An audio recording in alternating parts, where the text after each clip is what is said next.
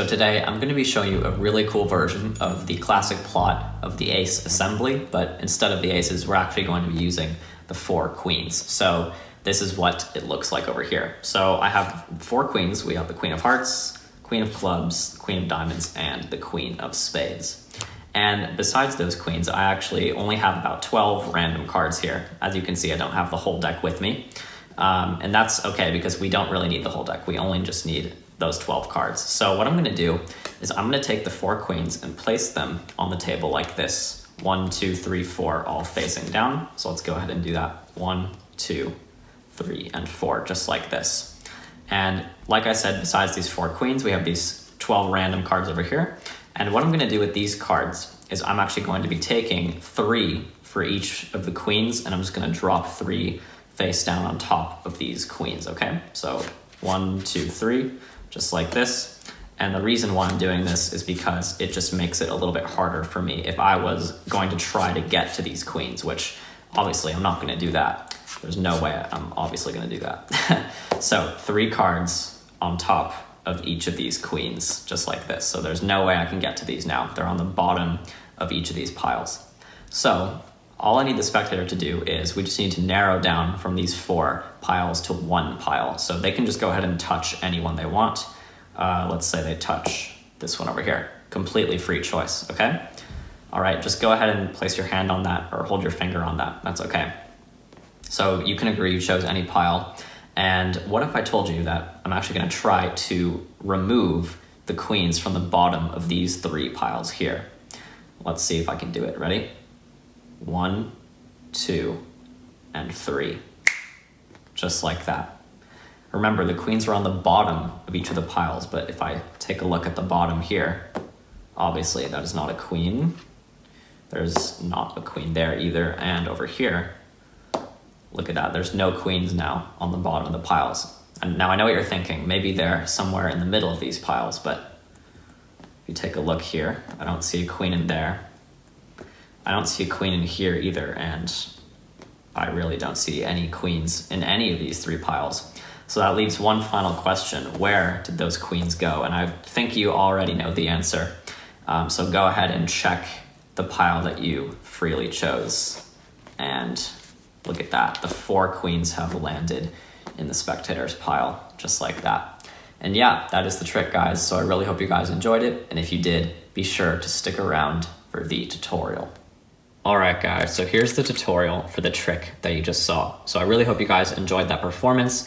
This is just a quick little ace assembly plot, different type of handling that I came up with the other day. I thought I should share it with you guys, and let's get into how it's done. So all you need is 12 random cards. You wanna make sure that these 12 random cards are only number cards. You don't wanna have any other face cards or aces in here, nothing that stands out. You just wanna have totally random number cards that kind of blend in with each other, if you know what I mean. And besides those 12 cards, we have these 4 queens over here, and I just like to use face cards just because they stand out from the rest. You guys can use kings, jacks, you can even use the aces if you'd like, but I think the face cards are just a little bit more powerful because they have more ink. This is an impromptu trick, so you start out just like this with the cards facing up and the queens on the top of the face-up pile like this. There is one little thing that you have to do to sort of set up for this trick, and you can just do it while you're talking to the spectator. You're going to be catching some breaks near the bottom of the pack. So how you're gonna do this is you're just gonna spread through the cards and tell the spectator, all right, so for this trick, we're not gonna use the whole deck, we're just gonna use these cards over here. And as I square up, I've actually caught a break right on top of the bottom 2 cards over here. So when I spread through the cards, I'm going to sort of lift up where those bottom 2 cards are, like this, and insert my pinky in there as I square up the cards, and that will allow me to obtain a break right on top of the bottom 2 cards. And once I do this, there's actually one more break I need to catch. What you need to do is take the entire pile above these bottom 2 cards here, and you need to riffle off the bottom card of this pile here. So essentially I have 2 piles now. I have the bottom 2 cards in this pile. I just need to riffle off the bottom card of this pile here, like this.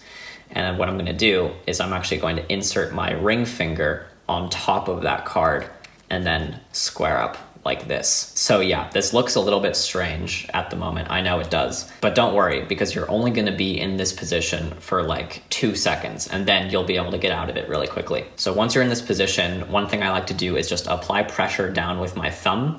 And this is only to reduce this gap here that is seen in the front. So if you push your thumb down here and also take your index finger and just kind of place it there on the corner, then you can, freely show these cards from the front edge and from the top. You just want to have your hand sort of angled down a little bit to the right. That will mostly conceal this gap over here that you have. So once you're in this position, you're going to be counting off the 4 queens. You're going to be doing it in a little bit of a special way. Remember how you got this ring finger break here? This ring finger break is only to act as preparation for a thumb break like this. So when I remove these 2 cards from the bottom and remove the ring finger break, I'm actually just going to be holding a thumb break with this bottom card here. And these 2 cards are going to be counted with the first queen over here. So what I'm going to do is I'm basically going to place my thumb in between the rest of the cards on top and this single card that's kind of floating in the middle. I'm just going to place my thumb between those 2 piles. And then what I'm going to do is peel off the first queen with my thumb,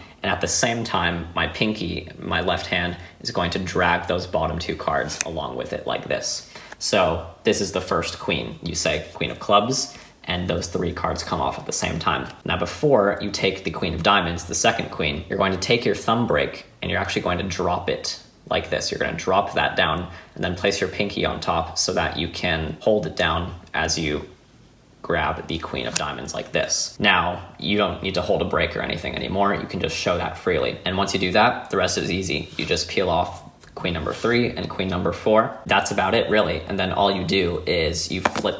And then all you do is you take the queen packet that you have here and you just use this packet to flip all those cards over, and then you're just going to drop these on top like this. And then you're just going to show that we have these cards here. There's about 12 cards here, but you're not going to spread off all the way, because then you would show that you have all of these face down cards here, but the spectator thinks you only have 4. And also, if you do this is definitely like less than 12 cards. So you just want to spread off a few and then just kind of stop there. Flip the cards back over. Now, what you need to do is obtain a break one more time between the facing down packets from each other. So like these 2 packets, you just need to get a break between them here. And you can do this very easily just by sort of letting go. You'll be able to get that natural break because the cards are facing the opposite direction. Those cards will sort of naturally separate from the back-to-back cards, and you just need to get a break between those cards. Now, this next part of the trick seems like a very inconsequential part, but to me, it actually is one of my favorite parts of this trick. What is this part? It's very simple. You're not really doing any sleight of hand. All you're doing is you're peeling off this queen and you're telling the spectator that you're going to place 1, 2, 3, 4 queens down on the table, just like this, from right to left, one at a time, face down. And you're using this queen to gesture like this, so they can see this queen getting placed on the table. And at the same time, in their peripheral vision, they're also seeing this other queen here that you're holding face up in your hand. So when you're finished counting with this queen here on the table, you're going to take it, place it back on top. But before you do that, you're actually going to spread off this queen as well. So now they see 3 queens here. What I'm going to do is take the entire pile from the break like this. So all of these cards, I'm going to take all of these cards and I'm just going to turn them all over at the same time, which will turn every single face-up card face down. Then immediately I will take the top 4 cards and place them down from right to left. That's very important that you do it in that direction. So from right to left, just like this. Now, why was that my favorite part of this trick? Well, it's just because of the image that you're creating for the spectator's mind. Because when you show that face-up queen going down in those 4 spots, and you keep flashing all those face-up queens, when they see this image here, now there's just no way that these aren't queens, because they've just been so convinced that these are going to be the 4 queens. So it just provides a really good, strong mental image in their head that they'll be able to hold on to and remember after they've seen this trick. So once you're in this position, there's actually 3 random cards on the table, but this is the only queen that is actually on the table. The other 3 queens are actually in your hand over here. So now what you're gonna do is you're going to flip over the entire pile in your hand, and you're gonna be explaining that we're gonna take 3 random cards on top of each pile. And all you need to do now is get a break on top of these 3 queens like this. So basically the same way as you did in the beginning. I'm just gonna spread off and then lift up at these cards and catch a break. But you don't wanna show the spectator that you're doing this. You don't want them to see any queens in here. So what you're gonna do instead is spread off just half of the pile and then lift up your hand so that you are concealing those queens. And then what you're gonna do is square up the cards like this and catch your break. So now at this point, you're going to transfer this to a thumb break and you're gonna peel off the first 3 cards normally, like this. And what you're gonna do now is you're just sort of gonna touch these 2 piles together before you flip your wrist over. And the reason for this, I'll get into that a little bit later because it is coming up next, but it provides a consistency for what you're doing. So you're going to take these 2 piles, just kind of touch them together. You're still holding this break, by the way. Just touch them together and then place those 3 cards down on the leftmost card on the table. Now, before you take this card, you're actually going to get your break ready and you're gonna peel off these 3 queens at the same time with that 5 of diamonds, but you're actually going to maintain that pinky break the whole time. So you're gonna peel off all those cards together, but hold this break. And you're gonna go 2, 3, and then like before, when you kind of kissed those piles together, now you're actually doing it because you have to. You're going to be taking your thumb here and grabbing the top 3 cards above this pinky break, and you're gonna be taking them away with you like this before you flip your wrist over and set those cards down.